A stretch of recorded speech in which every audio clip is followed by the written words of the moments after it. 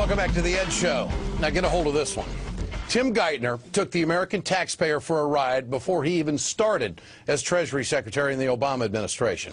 Insurance giant AIG was one of the worst culprits in the financial crash.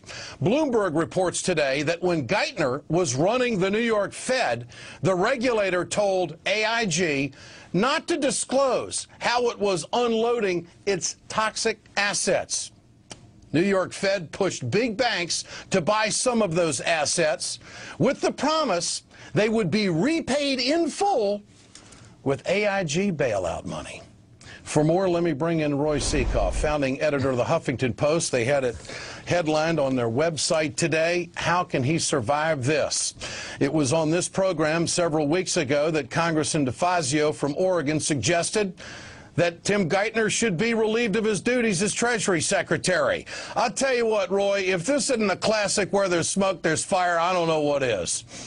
Absolutely. And if there's anybody out there who is still harboring any doubt that the fix is in, I mean, that most of this government has become a government of the bankers, by the bankers, and for the bankers, this story has got to put an end to that. And it's also got to put an end to Tim Geithner. I mean, as you said earlier, his fingerprints are all over this crisis from before he even became the Secretary of the Treasury. Don't forget, the scathing report that came out in November, a lot of people missed it because we were all focused on health care, but the scathing report from the Special Inspector General for TARP came out and said that Geithner had told AIG not to make better deals with the banks and to pay them 100 cents on the dollar of our money, Ed, costing us billions and billions of dollars. Now we've got these emails, which, by the way, we have on Huffington Post if you want to go and read them, if you want to make your blood boil. We now see by these emails that the Fed, when Geithner was there, the New York Fed, was actually, having these banks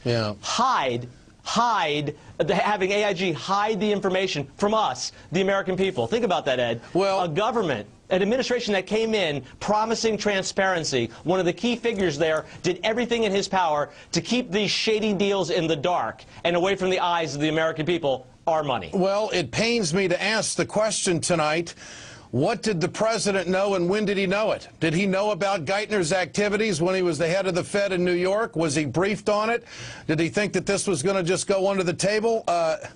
And there's no Senate reaction to this yet. It's a breaking story, basically, in the last 24 hours of the news cycle on Huffington Post. The senators are out of town, but I don't know how they can ignore this one.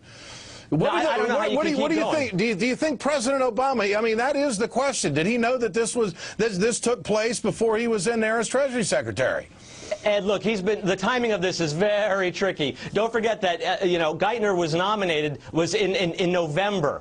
And the report that they had them redact would have come out in December, and he wasn't, confirmed until January. So it puts a little crazy little light on that part of it. And the other thing is about Obama is I think it does redound against him, Ed, because this has been going on for a long time. Even back in March, remember when the whole AIG bonus thing? Yeah. Geithner was the one who wanted to make sure that the bonuses, got through. And so when they asked Obama about it, what did he say back then? He's doing an outstanding job. And he's repeatedly stood by him. It feels a little bit like doing a heck of a job, Timmy. Yeah, that's right. And it would, I think, be a pretty good idea to bring former Treasury Secretary Mr. Paulson back to Washington in front of a Senate committee and have him raise his right hand and tell us everything he knows about this. Well, that's the thing, Ed. It shows us that it's not right versus left. We got Geithner, we got Paulson, and they're both, it's the moneyed interests that are funding both parties. Way to go, Roy. Good to have you on tonight. Great work by you folks at the Huffington Post on this one. Coming up, Sarah Barracuda has